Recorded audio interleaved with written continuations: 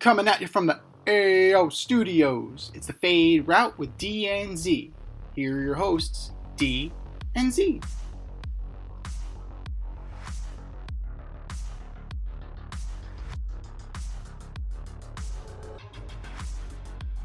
Powered by Riverside FM.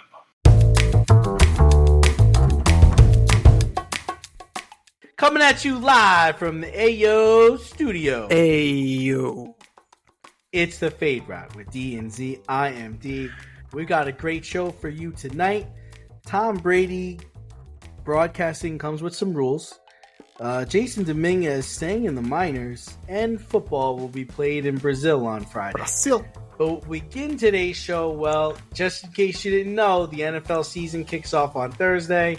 That means our ratings are going to start to go up because we all know everybody loves football. Let's fucking go! The reigning, defending Super Bowl champion Kansas City Chiefs take on the Baltimore Ravens in a stiff test to start the season. So now it's time to make some way to some early predictions. We've ordered them up, but who you got in the playoffs and in the big game? Yeah, so as we know, 14 of these 32 teams are going to make the playoffs. And of those 14 teams, only 2 will make it to the big game. And then once you get to the big game, only 1 will win. Now, we've ordered them up. We've discussed them. We've kind of made our cases and made our reasons. But I'll take it division by division. Oh, okay. All right. So, Chiefs in the West, 1 team. I like Houston in the South, 1 team. Give me the Bengals, give me the Ravens, and give me the Jets and the Dolphins. Dolphins win the division, Jets in second place. Somebody drug test this guy. He's pissing hot. It's the first. You've been talking to Joe D. You've been talking to Hassan Reddick. What are you talking about? It's Tuesday. He still hadn't shown up. Do you mean the New York Jets? Is that the team you're New referring Jersey Jets. to? The Jersey Jets. New Jersey. COVID. Jets, yes, the one and the same. I'm on record saying that I don't think the Bills have done enough to remain in the top spot. I think Miami is gonna. Clearly, the Jets have though. Apparently, they have a better roster on paper than the Bills do. They do. They do. Is that construction paper? I mean, we'll see if duct tape in a dream is holding together Aaron Rodgers' leg. So we'll see. My man. But they really, I'm not in love with the wide receiver core for the Bills. So, only time will tell. But I got the Jets in. Second place wild card team. In the NFC, You're looking at the Eagles. You're looking at Lions and Packers. I got the Bucks, and I got the Seahawks and the Niners. Niners win the division. There you go. That's way too early. Conference finals. Okay. Give me the rematch. Give me Niners Lions. Yeah. Give me Chiefs Texans. And I'm thinking this is the year. CJ Stroud. They are going to represent. So I got the Texans going up against the San Francisco 49ers because I still do not trust Dan Campbell in a big game. I trust Kyle Shanahan just a little bit more. But once you get to the big game, all bets are off. So, as we've seen. So, my way too early prediction, give me the Houston Texans over the San Francisco 49ers in the big game this year. Wow. Well, we pretty much we have the same conference championship. Oh, I have the Texans and the Chiefs as well. But if I had to say another team that I think is knocking on that door, I think the Ravens will be there at the end. I also think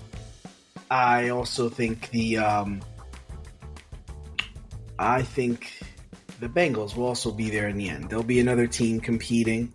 I don't believe in the Jets. I think the Dolphins. It's hard to trust them if they have to go on the road to win a playoff game. So I can't put any faith in that. On the NFC side, yeah, I mean, I just think the Lions are going to get back there. I mean, they've got the recipe. They're hungry. And I think the 49ers will be there too, because I don't think there's a team. This is it. They're all in, right? They're all in. They've spent all their money. They've got all their players coming back. There's really nothing going to stop them but injury. And I think ultimately, that might be one of the things that happens is towards the end of the season, players might get broken down, people might get hurt, and they might have to go to Detroit to play in the championship game. I don't know about the Seahawks, but I think the Bucks are going to surprise some people. I think they're going to put up some points, and I think they're going to play well. But ultimately, I do have the Lions getting there, and I have the Chiefs getting there.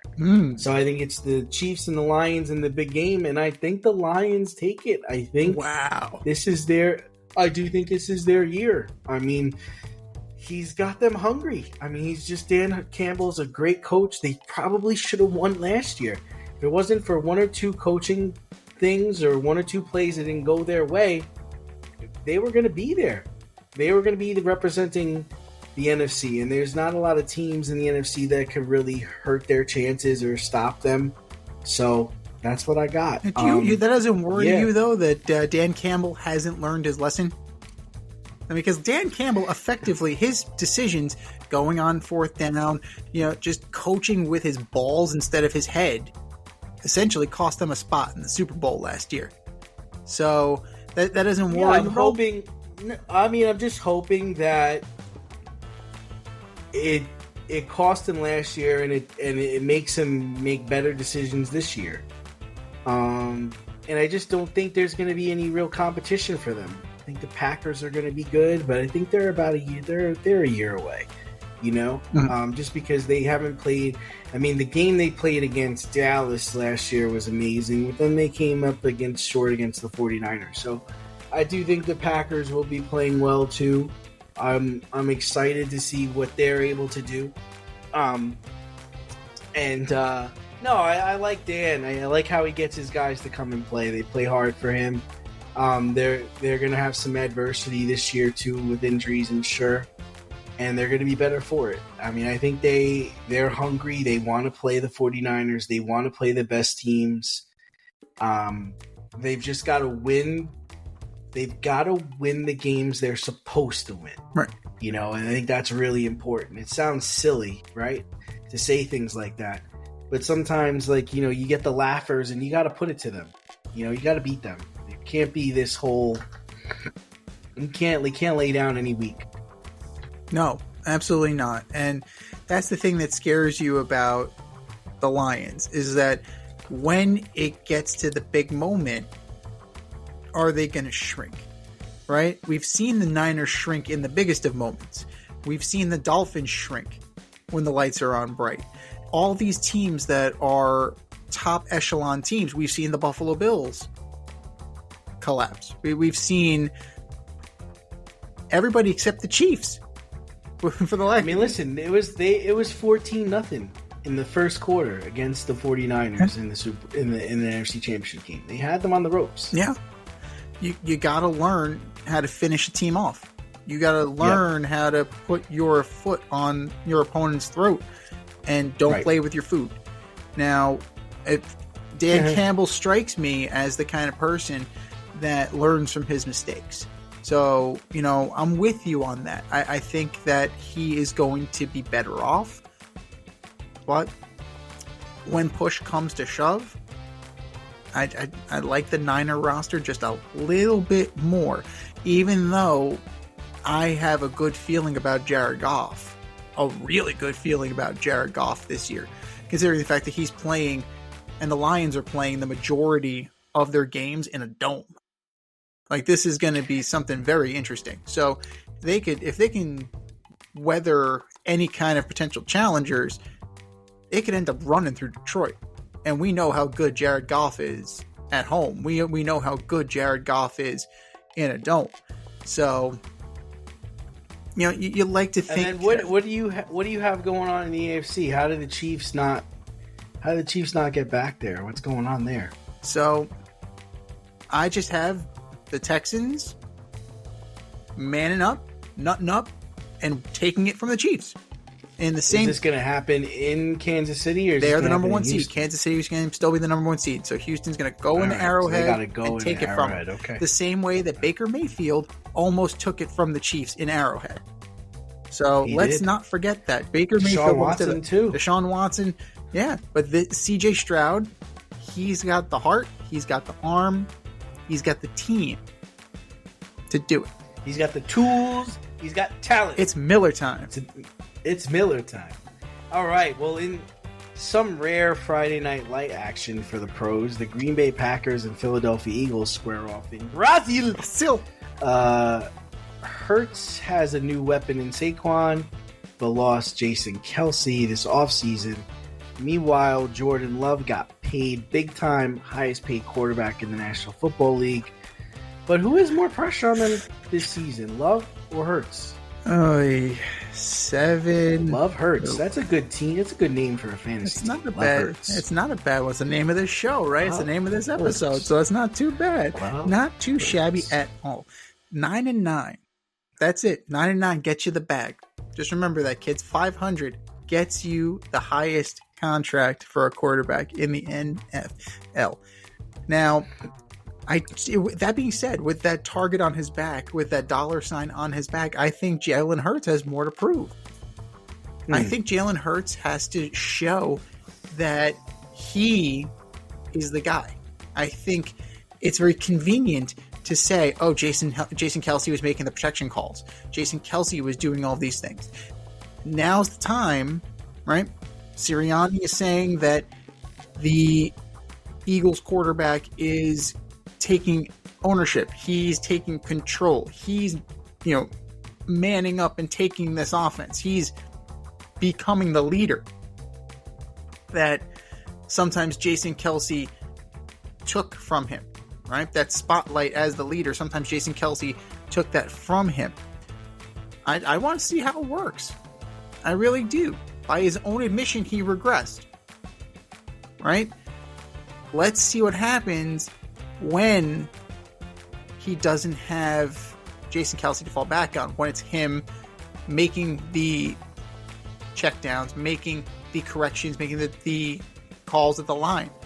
I'm interested to see that. Jordan Love, it's still early. It really is still early in his career. It's his second year as a starter. 9-9. Yes, he has a better completion percentage, but he's only played 27 games. He's only played 27 games. And that being said, he's only started 18. Jalen Hurts has the team that is supposed to be on the precipice of success, right? This is the team that has A.J. Brown. That's the team that has Devontae Smith. This is the team that has Saquon Barkley. This is the team that's poised to go head-to-head with the Niners and then ultimately go head-to-head with the Chiefs, right? That's their goal. Jordan Love and the Packers, they are still one of the youngest teams, if not the youngest team in the league again. So they're going to have to prove it again. But there are more expectations on the Eagles, and therefore more expectations on Jalen Hurts. Yeah, for me, it's hard because Hurts has accomplished so much, right? Yeah. I mean, this was a guy that was at Alabama. He's the starter. Tua comes in, wins the national championship. Next year, Tua goes to Oklahoma. Everyone said when he was in Alabama, he couldn't throw. He goes to Oklahoma, and he throws well. He gets drafted by the Eagles, becomes the starter. First year, I think he gets beaten by Brady in the first round of the playoffs. Yep. And then the next year, he's in the Super Bowl, and he accounts for all the touchdowns in the Super Bowl. I think it's hard for us to say that, he's got a lot of pressure on him because he's done well. He's had success. I mean, yeah, they faltered at the end of last year.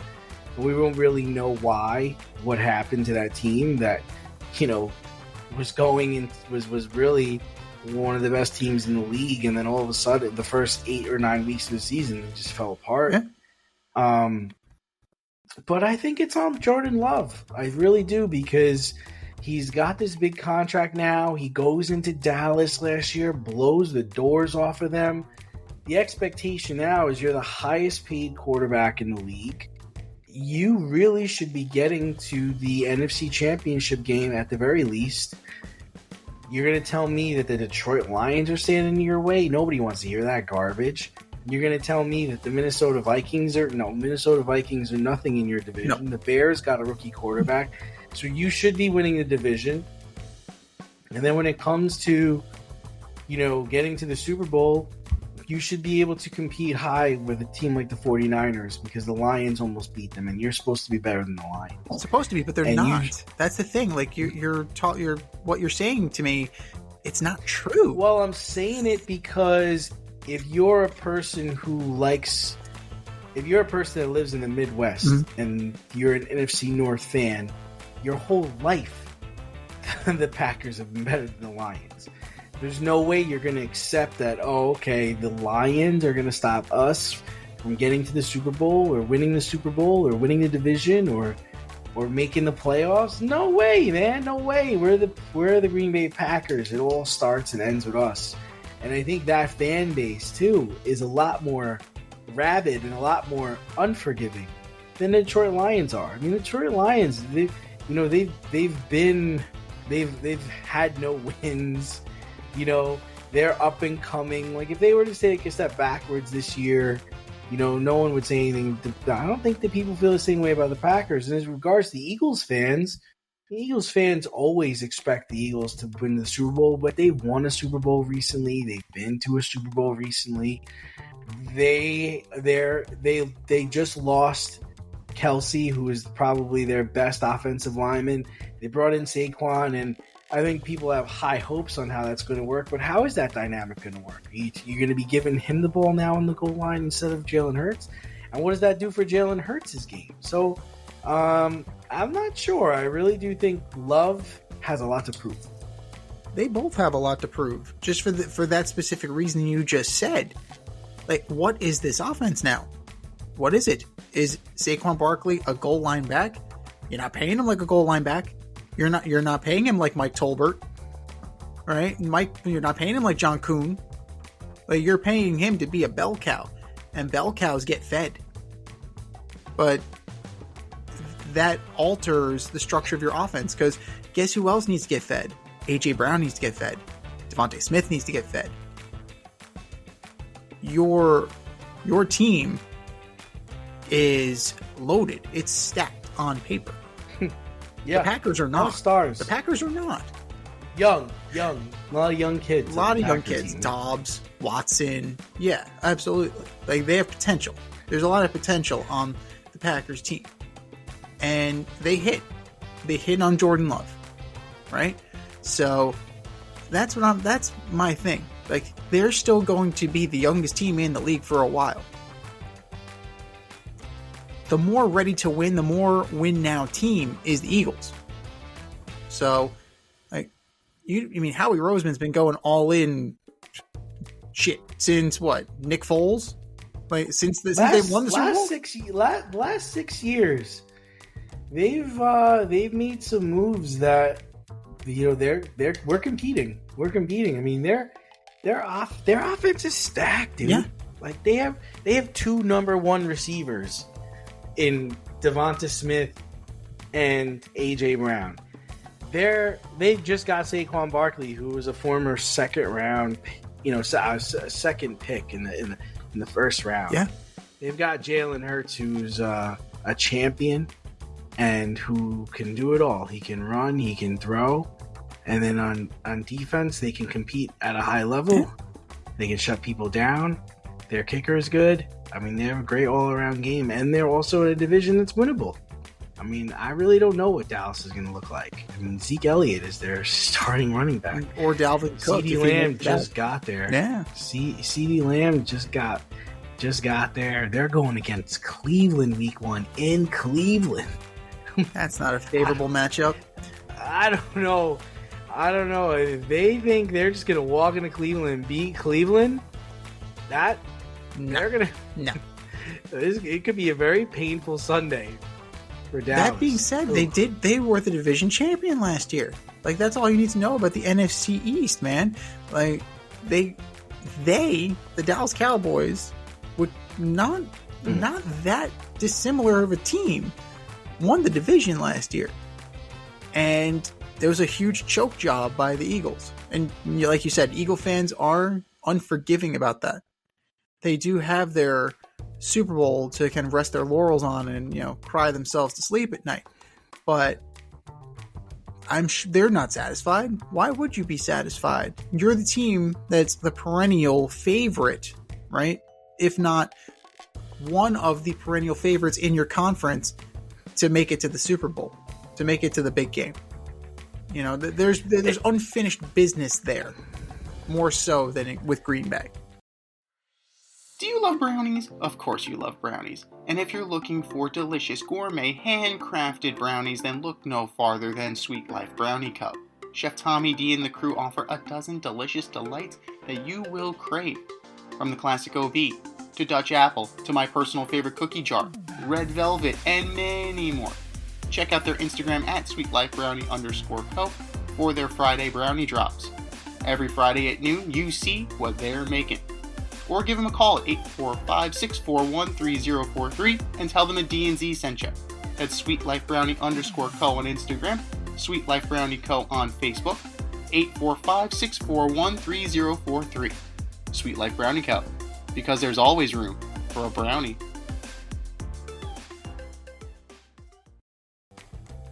In other football news, Tom Brady is beginning his regular season Fox broadcasting career as an analyst, teaming with Kevin Burkhardt as the number one announced pair. However, Brady's potential minority ownership of the Raiders may put severe restrictions on his new job. If you were Tom Brady, what would you do? I heard about all the restrictions, and this is like, how is he even going to do this? He can't go to production meetings. Nope. He can't go to the other team's facilities. Nope. He can't interview their players. Nope. What are we doing? What are we doing? Am I the only one who thinks this could actually be kind of cool? Because you can actually get a legitimate human reaction from Tom Brady. Oh, is that why you think it's going to be That's cool? The because one? It's going to be natural? Exactly. In the moment, off the cuff, Tom Brady, unvarnished. That's the only reason why it would be cool. Because you effectively neutered his position, right? You've effectively, Tom Brady effectively neutered his own position by trying to purchase the stake in the Raiders. So it becomes the case of you're doing this to yourself. Now, if you were just to go over some of the things, go for it. He cannot. Yeah, he's not permitted to be in the other team's facility. Mm-hmm. And just in case people don't know, usually the week of the game, whoever is broadcasting the game, they go to the other team's facilities to talk to the stars and watch practice to see, get ideas of what they can say during the games. He can't witness practice. He can't attend broadcast production meetings in person or virtually. He'd be subject to fines or even suspensions if he goes too far in criticizing game officials and other clubs. He's subject to the league's gambling policy. He's subject to the league's anti-tampering policies, permitted only strictly social communication with members of their clubs. Jeez. All this to own a piece of the Raiders. I'm just throwing, I don't mean to throw shade at the Raiders, but all this to be a minority owner of an NFL football team. That being said, what's going to get you more money? What's going to get you more money? The Fox gig. So I would say, adios muchacho. I don't need to be the owner of the Raiders. I don't need to. I don't need to be owner of that team, especially if it puts such a severe restriction on my ability to do my job and earn my money. Like, that's a problem. That's a major league problem. So, the only cool thing that could come out of it is a legitimate human reaction in real time, a la Tony Romo. But Tony Romo, the difference between Tony Romo and Tom Brady is that Tony Romo is able to sit in all week.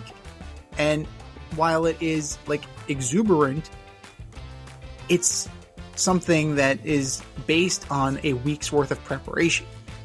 So, yes, it is. Yeah. So, I'm interested. I'm interested to see what that would be for Tom Brady. But if I was him, Like, I would just do my job to the best of my ability, and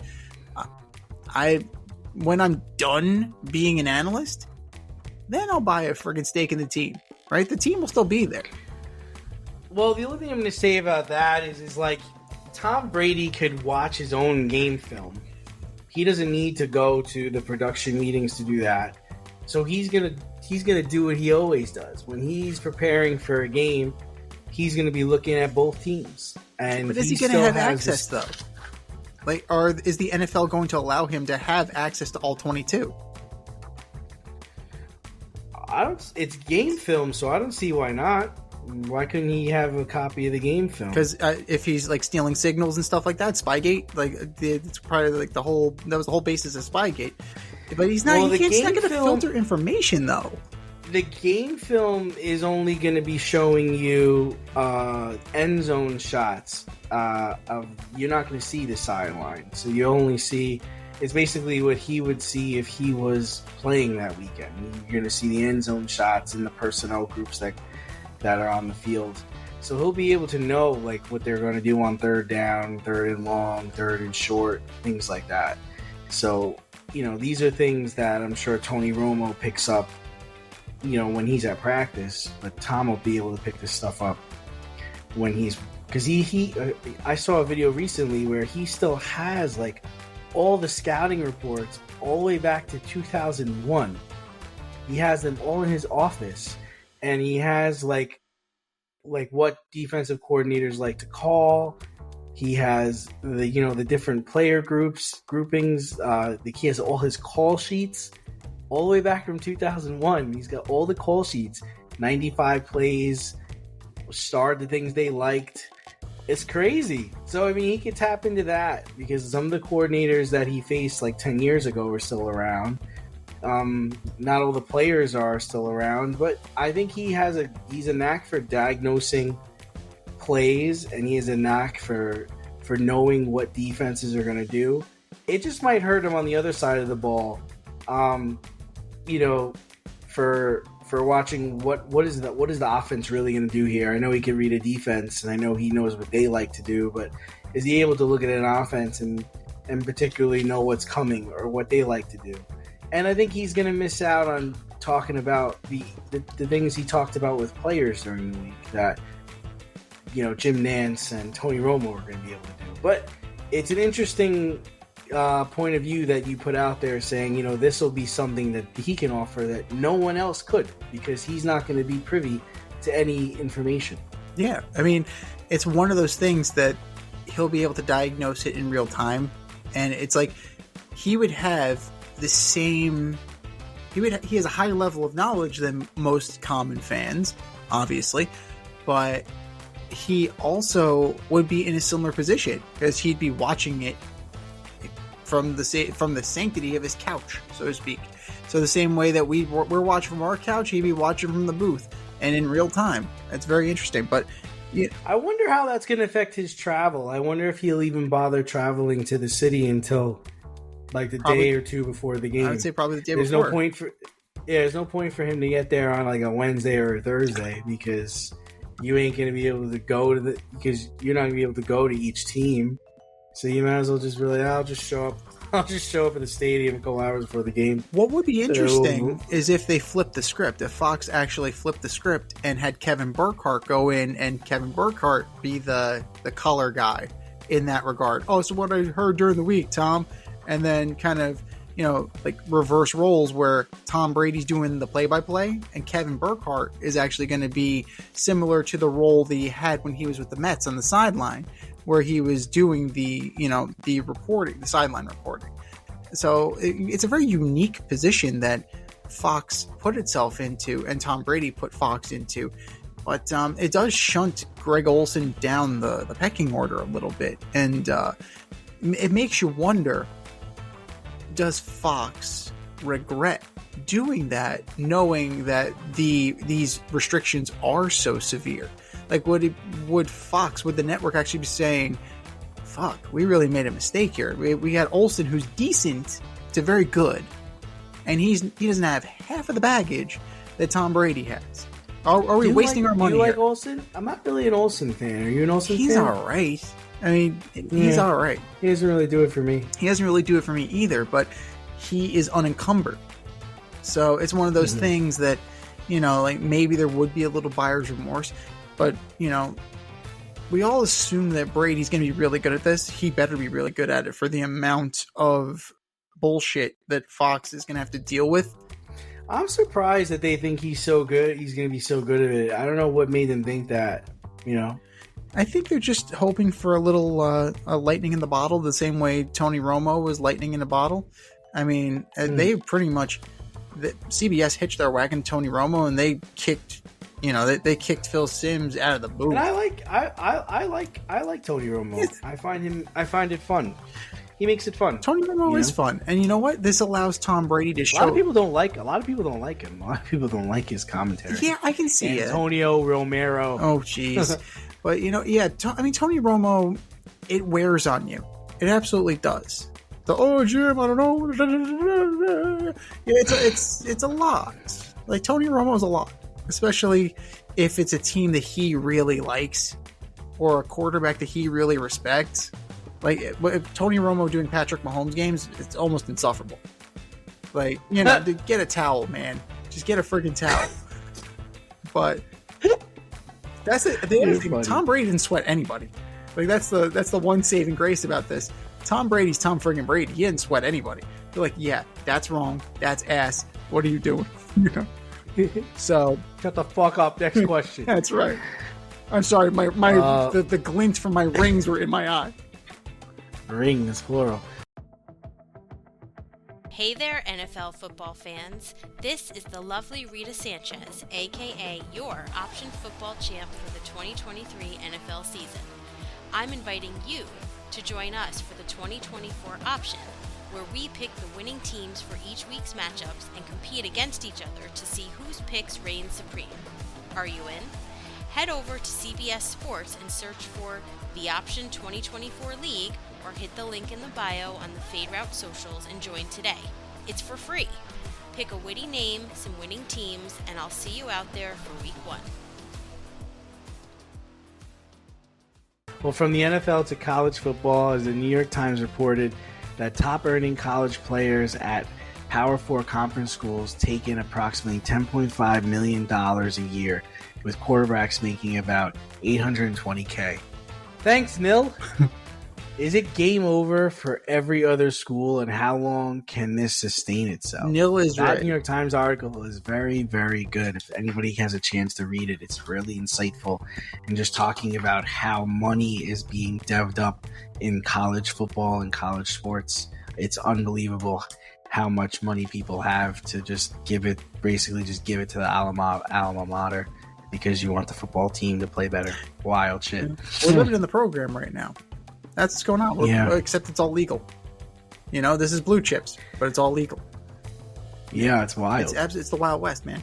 And it's really disconcerting to know that I make slightly more than a 19-year-old specialist would in a Power 4. Yeah. No, that's. How about the backup quarterback? Help me, I'm poor. The backup quarterback on Texas is making less. I mean, the starting quarterback on Texas is making less than the backup quarterback in Texas. Oh, yeah. How crazy is that? How much is Arch Manning making these days? $3.1 million. And I think Ewers is making 1.4. It's absolutely insane. Which is weird. It's weird. Like, it just presents a really difficult dynamic. And I don't think they realize the damage they're doing, because college is about to become the NBA, right?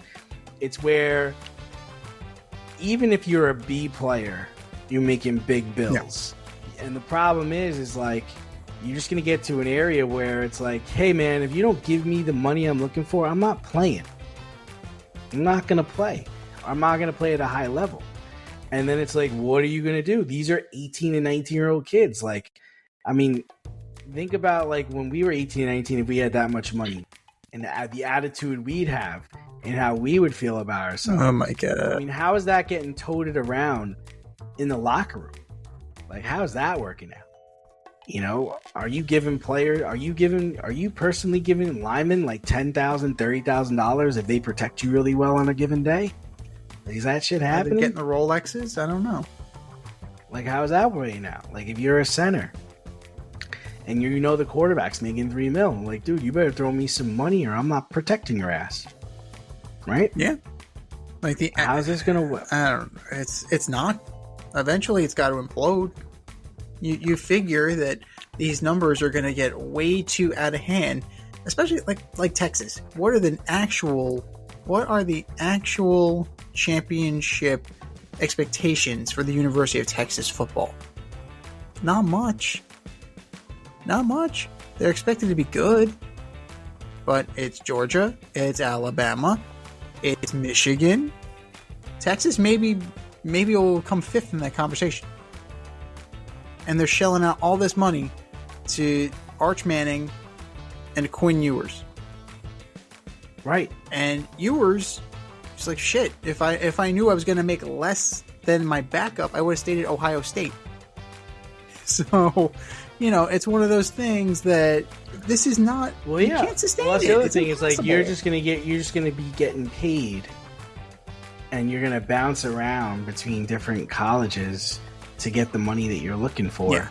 And at the same time, you're not really earning an education. Like, don't get me wrong. I think the college athlete is special. And I think what they're able to do on a football field is incredibly dynamic.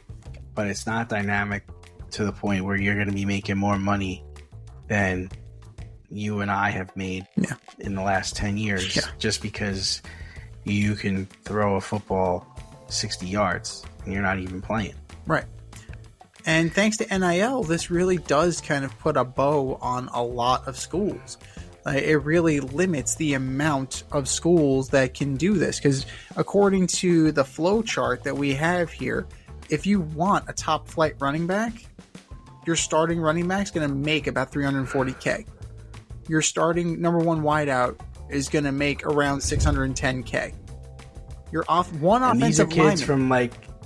These are kids from like Louisiana and like Kentucky, where that could buy a lot more than just a house. Yeah. I mean, in the places where the quality of life isn't that great, or where, you know, cost of living isn't that high, you can live very well. You absolutely can live very well. And if you couple that with the fact that the states with no state income tax, shit, like you're walking away with a higher percentage of that, right?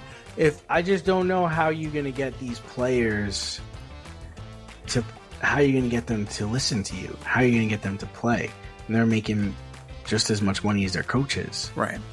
Or like you said, how is this competitive where it's basically Notre Dame pockets against Clemson pockets against Alabama pockets, and and then there's like TCU. Right. It's like, well, how's Boise State gonna like it repositions the mid majors? Everything that was done by the BCS, right? Bringing the bubble up of Boise State, the UCFs, all of that is for naught. Cincinnati's never going to sniff the system, right? They're never going to sniff the playoff under the system. They can't afford that. Yeah, they're a Division I school, but that's not going to happen. James Madison. James Madison had a nice run last year. Is James Madison going to be able to afford this?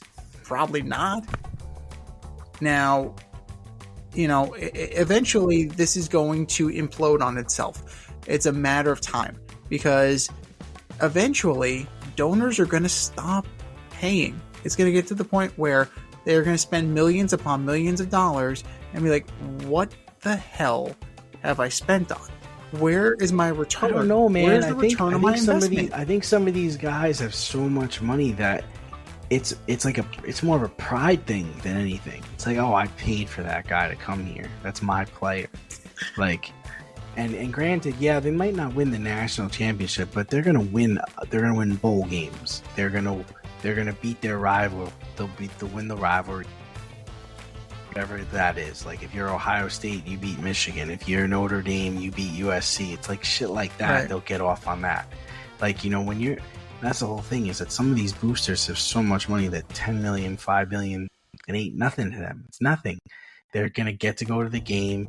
They're going to be able to say, that's my guy. Everyone's going to high-five them, handshake them. Maybe their player goes on to win the Heisman, or maybe their player goes on to do really good things. It's crazy. It's just crazy talk. Like, that's how much money you got when you're spending money on college players to go to your school. But there's a lot of famous alumni out there. We even had Charles Barkley saying how he tried to recruit Dirk to go to Auburn. So then you get the players. Then you get the players trying to recruit guys to go to their school. Like, this thing is endless. It's bottomless. You think it's going to slow down? I think it's going to get worse. I think it's going to get a lot worse. It's definitely going to get a lot worse before it gets any better. And now you have the NFL floating this idea where companies are going to be able to buy stakes in teams. What the fuck is that going to do to the league? That's wild shit. It's just it's the cash flow going into sports is just astronomical. Pigs get fogged. Wait, pigs get fat. Hog gets slaughtered. It's the way it always is. And their day is coming. I mean, we're going to see it over the next 5 years, how much of a watered down product college football is going to be. We're getting to see it right now with Florida State, who's booty. Well, I mean, Ujalele, he tanked Clemson. Now he's tanking Florida State. Where's he going to go next year? Like, he's not going to go to the NFL. That's for damn sure. Yeah, maybe he'll join a spelling contest. I don't know. I don't know. Good luck. Spell your own last name, kid. Spell your own last name. Step outside of your safe area and make a statement without saying much with FCK Clout Lifestyle Apparel. Embrace the colorful chaos and stay emotionally regulated in their graphic tees, hoodies, snapbacks, accessories, and more. Go to fckclout.com today and check out current season and past season merchandise for men and women. Get it while you can. That's fckclout.com. Check them out today. fckclout.com. But going over to the Diamond, and speaking of kids, the calendar has turned to September, which means MLB roster expansion. A notable player remaining in the minors as of right now is Yankee outfielder Jasson Dominguez. The Martian is being passed over in favor of playing Alex Verdugo, keeping Trent Grisham and Duke Ellis around. Who? Is this purely service time manipulation or something more? I think it's the Yankees just fucking up his career, right? They just do a great job of doing that, right? I mean, look at Clint Frazier and how they ruined that poor kid's fucking career. He's about to be the next Clint Frazier. Like, if you're not going to play him, fucking trade him. Like, get rid of him. Like, he's been ready. He was ready 2 years ago. The fact that he's still down there, I've been talking about this guy's rookie card for like the last 3 years, and he can't get up here and play enough. It's just like, how much longer are you waiting for this whole dream roster to come to fruition? Like, let's go already. I don't get it. I don't understand it either. Now, he's still young. Like, he's a kid. But last year, I mean, he didn't really show you that much. 229, 4 homers, 7 ribbies, and 35 at-bats. Right? So he hit some bombs. 8 hits, 4 of them were homers. That's impressive. The rest of it, not so much. Like, he's got a lot to work on. And I understand the Yankee fans are starving for this kid to be up there because Alex Verdugo is such ass right now. But Alex Verdugo is going to probably give you more competitive at-bats during the playoffs than Jasson Dominguez will. We saw Jasson Dominguez in his one game up here, and he looked completely overmatched. So yeah, but give him a chance. You're not giving him a chance. He looked overmatched. He's not playing every day. Let him come up here and play every day. He's more talented than Alex Verdugo. The kid down the block who's 13 years old is better than fucking Alex Verdugo at this point. What was he batting? 223? He's in the low 200s. Yeah, he's trash. He's booty. That's why Boston was like, yeah, take him. Good luck. Yeah. Well, the real issue here is that they have their replacement for Juan Soto when he inevitably leaves because the Yankees aren't going to pay him $700 million. Right? Hey, what's it going to cost? For Soto? It's going to cost 13 years, $750 million, It's right? tough because, he doesn't pitch. I understand why Ohtani got that contract because he's a two-way player. Like, Soto is like 650. Like, I mean, it's high. 13 years? Yeah, it's high, dude. He's only 25. Like, that's the scary part about this, is that it's going to cost you a shit ton of money and a shit ton of years.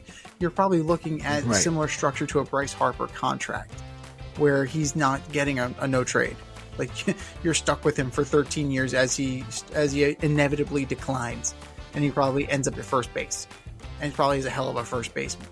But that's gonna. But you still have 4 years of prime Soto. Yes, that's where he's going to earn his money. But that's where the Yankees are going to be like, hey, we tried. Oh, but we got Dominguez, the guy you wanted. He's here, and then something will happen, right? You invoked Clint Frazier before. You're not wrong. They gave Clint Frazier the keys to the kingdom, and he was done. Right? Between the injuries and the lack of production, he didn't live up to his end of the bargain, but they did not help that kid at all. And they're running up against it with Jasson Dominguez too. They're absolutely doing that. And to use Alex Verdugo as an excuse, and to use Trent Grisham as an excuse, and who the fuck is Duke Ellis? That they got him to be a pinch runner. But okay, that's fine.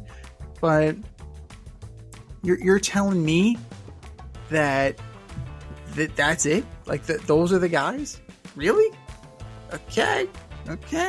But, it's absolutely ridiculous to think that that's what's standing in his way. So it feels very much like service time manipulation, because the longer he's down there, the longer you have control of him. And the downside of that is that the longer he's down there, the longer teams have to look at him, and the longer he's gonna languish, right? Because they're trying to say that. They're trying to say that at least down there he's gonna play every day. But dude, he can fucking play every day right now. Like, what are you talking? Not for long. The AAA season's not gonna. It's gonna end soon. It's you probably got another few weeks left. So what are we really freaking talking about here?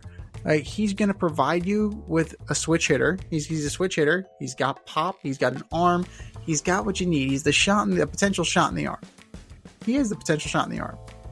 But I don't know. We're definitely we're in that prospect hugging portion of the show with Brian Cashman, right? He hugs prospects. It's who he is. Is it going to get him fired? No, it's not going to get him fired. No. They're in first place. What do you, as a Met fan, how much do you want to see Uncle Steve pony up for Soto? What's the number what's the number in the years that he offers where you say, okay, we got him, I'm good? Or it's like, you know what? We didn't get him, but we did offer this, and I can't be mad at that. If you're in the 10 to 12 year range, like 600, you can't be mad at that offer. Right? If you went into negotiations with Juan Soto with the offer that the Nationals gave him the week before they decided to trade him, which was around $375 million, yeah, that's laughably low. But if you double that number, like, maybe you're in the ballpark, and maybe that actually lands your fish. But if you're in the 10 to 12 year range, maybe with an option, maybe a limited no trade, couple opt-outs, something some level of protection in case he's a bust, or he just wants to possibly outplay his contract and get even more money. So like, I'm looking at 10 to 12 years. If I would say 600 would be more than enough, just because he doesn't pitch. What about you? What would you, if put your cap on? You're the man. You're the GM of the Braves. You could possibly pair him with Acuna.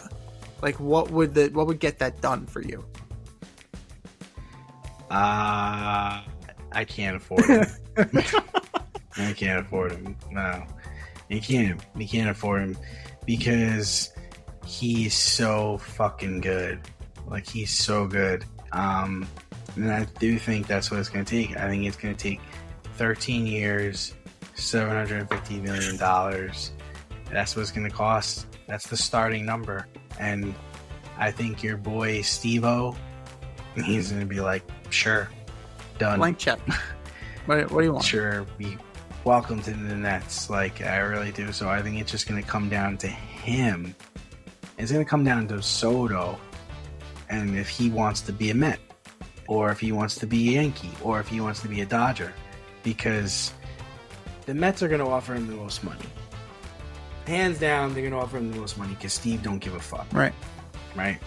And then the Yankees can't offer him the most money, but they're going to offer him, you're going to be playing with Judge. Right. In the Bronx.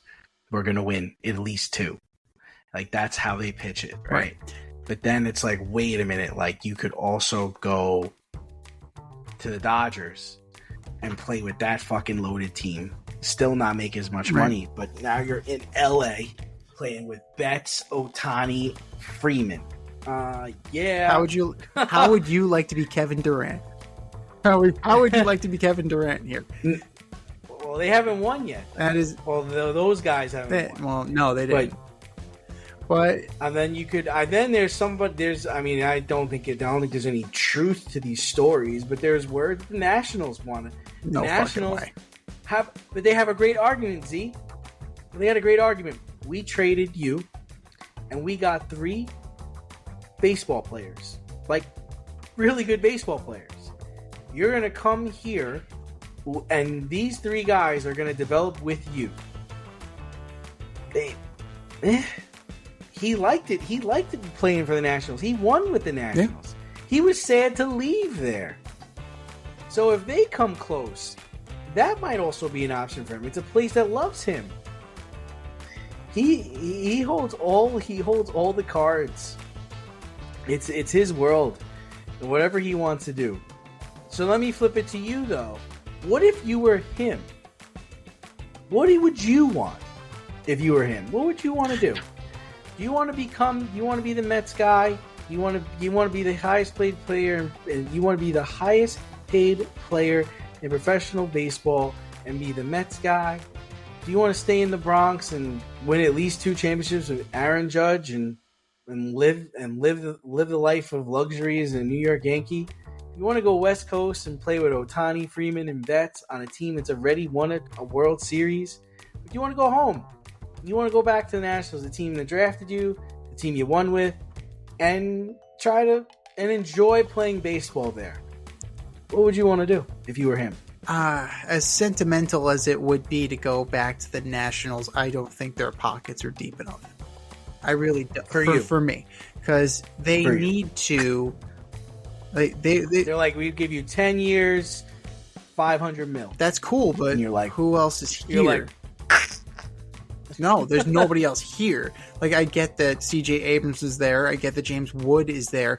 But James Woods is good, man. He's good. He's really good. But you know what? It's not a ready-made team yet. And I'm taking up and I'm taking up the lion's share of the money. That becomes a problem. So Nats are out. Now, on the flip side of that, the Dodgers have all the fucking money in the world and they know how to spend it. But I don't want to be the 5th option. I don't want to be fucking Kevin Durant. Like, I want to be the guy. Like, I am the guy. Just, I want to be paid like the guy, and I want to be treated like the guy.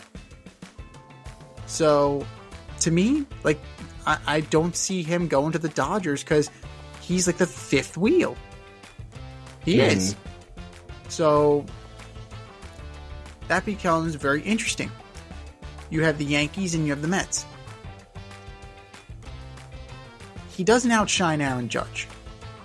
Like it's Aaron Judge's team, right? Much in the way that Alex Rodriguez could never outshine Derek Jeter. It was Derek Jeter's team. Regardless of whatever personal accolades Alex Rodriguez put up, it was always Derek Jeter's team, and that never changed.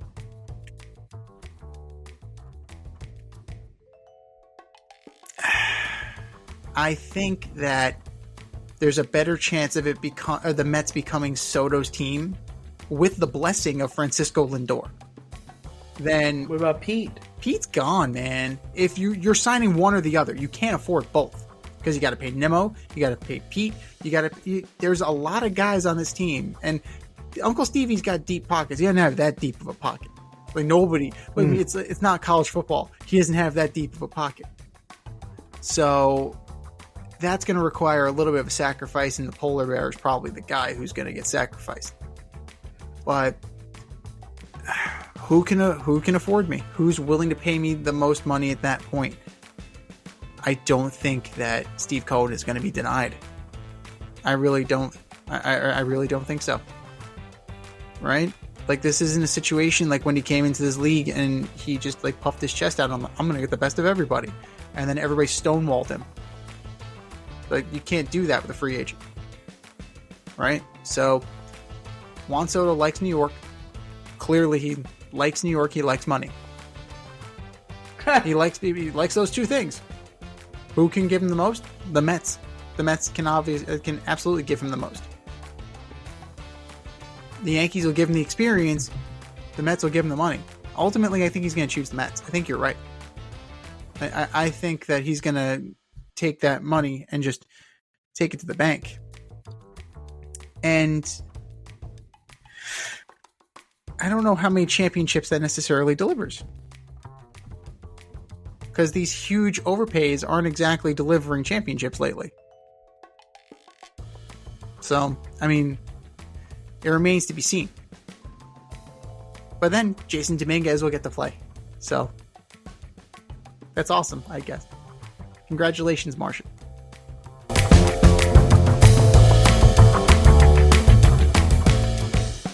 When owning a home, it's important to have heating and cooling professional available when things go wrong. Air Care Technicians is a veteran-owned HVAC company servicing the Westchester area. They are licensed to service, repair, maintenance, and replace all HVAC units. If your unit is not running properly or you would like to improve the air quality in your home, contact Air Care Technicians for a free quote. They offer same-day and emergency services for all of your needs. You can reach them at 914-315-1547. Air Care Technicians, 914-315-1547.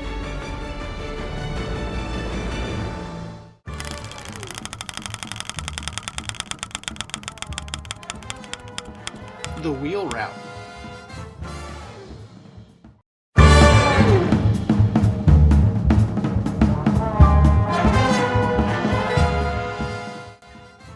The wheel is ready. Are you ready?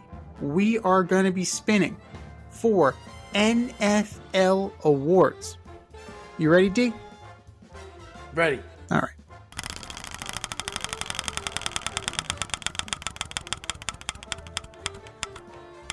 Who is going to be the NFL MVP? I am going with Stroud. I think he has a phenomenal season. I think he doesn't have a sophomore slump. I think he gets his team to the AFC Championship game. Ultimately loses to Patrick Mahomes, but I think it's a quarterback award. I can't imagine any other quarterback getting it.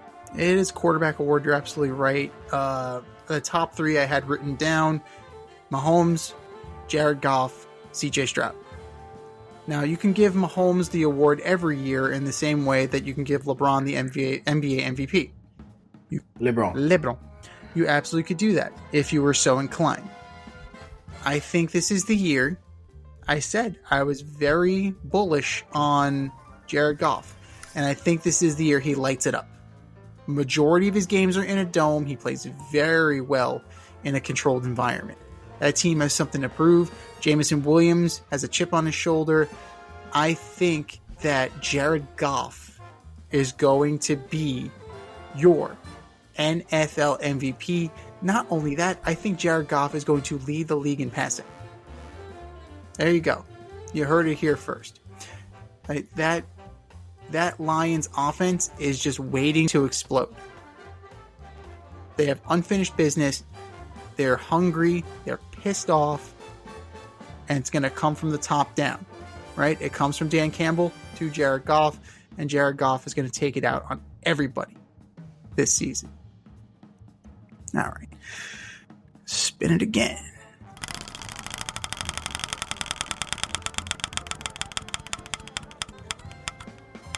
Who are the NFL Rookies of the Year? Well, I know you're down on it, but I've got Caleb Williams winning the Offensive Rookie of the Year. And for Defensive Rookie of the Year, I'm going with Chop Robinson, defensive linebacker on the Miami Dolphins. Interesting. I get the Caleb Williams. I get the wanting it to happen. I really do. Yeah. I understand that. But he's got to make it happen. Oof. So that really, I'm not sold. I'm just not sold. I don't think this one isn't a quarterback award, right? It doesn't necessarily have to be a quarterback award. Yeah, you're gonna have Bo Nix, Jaden Daniels, Caleb Williams. I don't think it's necessarily. I don't think it's a fait accompli that a quarterback wins this. Give me Xavier Worthy from the Chiefs. Yeah, I think you put him. Do you have to have double-digit touchdowns for that to happen? It's possible. If you have Patrick Mahomes throwing you the ball, a lot of things are possible, right? Who would you rather have throwing you the ball, Patrick Mahomes or Kyler Murray? Patrick. Yeah, exactly. Even though Marvin Harrison is going to get a lion's share of the targets, I think Xavier Worthy is going to be in a better position. So, give me Worthy for that. And I like Dallas Turner from the Vikings. Solid outside linebacker, speed, length, flexibility. He's got a shot to be special, right? So, we'll see. And he's going to get plenty of opportunity with the Vikings since there's really not a lot going on there. So he has a chance. He has a chance to be a game breaker very early on in his career. All right, spin this thing one more time.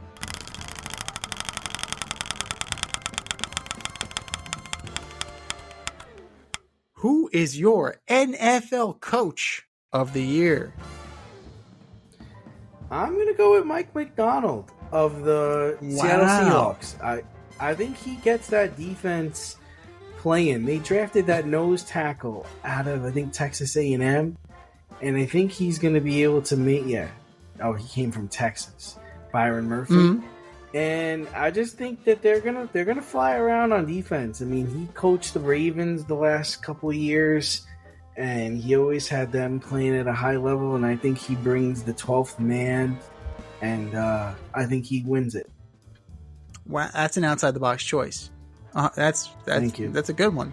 That's a really good one. What I do. It's what you do. That's what I do. Well, never mind, he's a former Raven, but that's fine. We'll go with that. I didn't even notice. Yeah, I gotta say, like, who's gonna be the DeMeco Ryans this year, right? Who's gonna be that guy? Who's going to take that team that's improbable? Very well. It could be McDonald. It could be. Yeah, I like Dan Campbell. I really think that he's going to learn from his mistakes. Dan Balls Campbell. So there you go. The Danimal. Campbell. I think that he's got something to prove. Right? He's got a chip on his shoulder because he was being questioned last year about his decision making.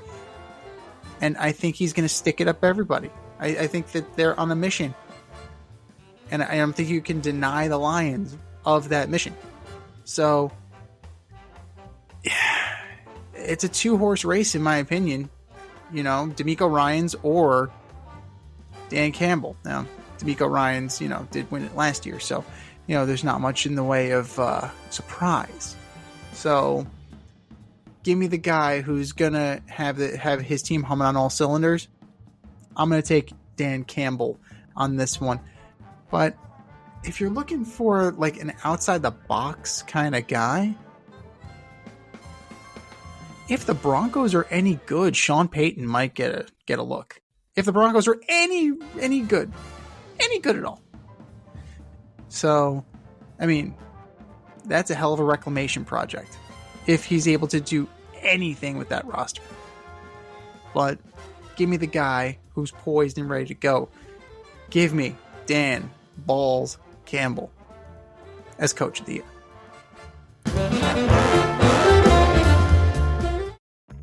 Your favorite podcast has its own merch line now. Go to the Fade Store with DNZ.com today and check out our releases in apparel, accessories, drinkware, and more. Ever wanted an Alleged Superstar t-shirt? We got those. You want some yoga pants? We got those too. And we're not done yet. We have a lot of exciting collaborations and new products on the way. But check out what we have now at the Fade Store with DNZ.com. That's the Fade Store with DNZ.com.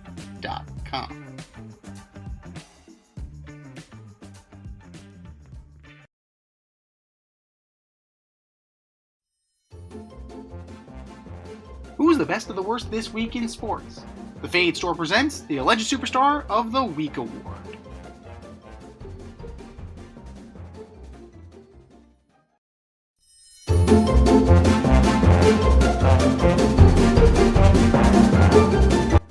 All right, boys and girls, you know what time it is. It's time for the Alleged Superstar of the Week. You know how it goes. We put up a poll on our X account at FadeRouteDNZ and our Instagram poll at FadeRoutePodcast, and you vote. And you vote, and you vote, and you vote. And the winner of said vote gets a shout out on this tier show and takes home the coveted ass trophy. And do you know who took home the coveted ass trophy last week, D? I don't. The Born Texas Little League coach. Can't be getting kids hurt. You just can't be doing that. Absolutely not. Kid says he's hurt, you take him out. No questions asked. But that was last week. This is this week. Who are your nominees for Alleged Superstar of the Week, D? All right, so first up, I've got Florida State, Oof. better known as Booty. Opening up against Georgia Tech, they lose 24-21. Then this past Sunday, they lost 28-13 to Boston College. The ACC's a joke. Florida State's booty. Florida State, you are my Alleged Superstar of the Week. Number 2, I'm going to go with the 49ers. Brandon Ayuk held out. Cried, whined, didn't practice, got his deal. Trent Williams held out, cried, whined. Guess what? He got his deal. 49ers are setting a bad precedent for getting your deals. Hassan Reddick, hang in there. Yours is coming. 49ers, you are my Alleged Superstar of the Week. And number 3, I'm going with the Pittsburgh Steelers. Starting Russell Wilson over Justin Fields and then naming Russell Wilson the starter. This is something that took you all week to name, and he not only becomes the starter, but then he's a captain. He's been there for 5 minutes and he's the captain. Not only will he start less than 10 games, but then he's not even coming back next year. So your captain is going to be a backup quarterback this year. Mike Tomlin, you're better than that. Pittsburgh Steelers, you are my Alleged Superstar of the Week. What do you got, Z? Hassan Reddick might get that deal from the Niners if the Jets are smart. That would be that would be great. Maybe a 3rd round pick, send him out to San Francisco, call it a day. They're gonna wait until after the game. That'd be great if they traded him there before the game and he just tears it up that first game. We had to remove Aaron Rodgers from the turf with a spatula, and now we just sent Hassan Reddick to the San Francisco 49ers. We wish you well in your future endeavors. The 49ers should just call just to break their balls this week. That's why I could never be a GM, because I'd be like, hey, what do you guys want for Hassan Reddick? I'll offer you a 1. just so they have to say no. Fuck you, man. Because they can't fucking trade him. They'll just hang up on me. It's like, John Lynch, line 1. Fuck. Hey, John. Hey there, Joe. What do you want for Reddick? Nothing. He's our guy. I'll give you a 1. I'll give you a 1 and a 2. He's our guy. Where is he, Joe? Is he even in the state of Jersey? He might be. He's from Jersey. I don't know. Oh my god, this is a fucking shit show. Your Mets are jacking this game up right now. Oh my. Bases loaded, nobody Goddamn out. Shit show. Goddamn shit show. Well, my first alleged superstar nominee is Yulia Putintseva. That guy. Russian tennis player at the U.S. Open. Not exactly the best look out there. Unhappy with the ball girl. The ball girl bounces the balls to her. She just lets the balls bounce off of her. And it's just an absolute bullshit. Showing up some kid for what? Like, it's so disrespectful that a person's doing their job, but you have such little respect for them that you're gonna just disregard them and just let the ball hit you and just move on. It's just a joke. Like, just be a professional. Whatever happened to being a professional? Yulia Putintseva, you are my alleged superstar of the week. Number 2, the Pittsburgh Pirates. Moving O'Neal Cruz to center field, despite having never played there. Never, ever. Now, the kid's got a cannon. Throws routinely over 100 miles an hour. The problem is that usually it's past the defender at first base, or like in the dirt, or who knows where the fuck it's going. Usually it's past the first baseman, against the screen, and just he's not quite a butcher because Ellie De La Cruz has more errors than him, but it's close. My problem with the Pirates is, why are you doing it now? You probably should have done it sooner. Or you wait until the off season. Just way to throw in. Is playing the outfield hard? It's not hard. Tell him why. It's very incredibly hard. It's very hard. It's absolutely, and center field of all positions, right? It's not like you stick him in the corner. There's a lot more range there. There's a lot more nuance to playing center field. Like Jazz Chisholm learned eventually, what it took him time and reps, and not. This is not going to end well for Mr. Cruz. Pittsburgh Pirates, you are my alleged superstar of the week. Hey, here's a radical idea for O'Neal Cruz. They mentioned it on PTI, and I think they're right. If he throws 100 miles an hour, put him on the fucking mound. Oh my god, how about that? Better teach this kid some control before he kills somebody. And then, number 3, Ted Unkel. Who? Ted Unkel is an MLS official. And he was reffing the NYCFC Columbus Crew match this weekend. And in a pivotal moment in this game, he essentially set a pick against Julian Fernandez of NYCFC, resulting in ultimately the game winning goal. So there's that. And then on top of that, when Julian Fernandez tried to move Ted Unkel out of the way, or try and get around Ted Unkel and accidentally put his hands on him, he was given a secret red card. To the point where the broadcast team on Apple TV acknowledged they were playing with 10 men. No announcement was ever made.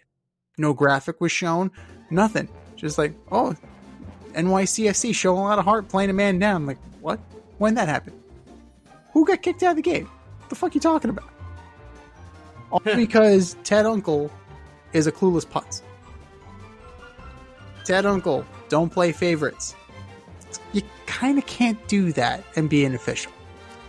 Ted Unkel, you are my alleged superstar of the week. I think we said our piece. Go to our X account at FadeRouteDNZ and our Instagram poll at FadeRoutePodcast and vote. And vote, and vote, and vote. And for our nominees. You're better than that. Just do better. Just do better. This has been the Fade Route with DNZ. Thanks for tuning in tonight. Catch our podcast on Wednesday nights on Spotify, iTunes, iHeartRadio, or wherever you listen to your podcast. So until next time, stay fade, everyone. Time for us to run the go route. We'll talk to you next week.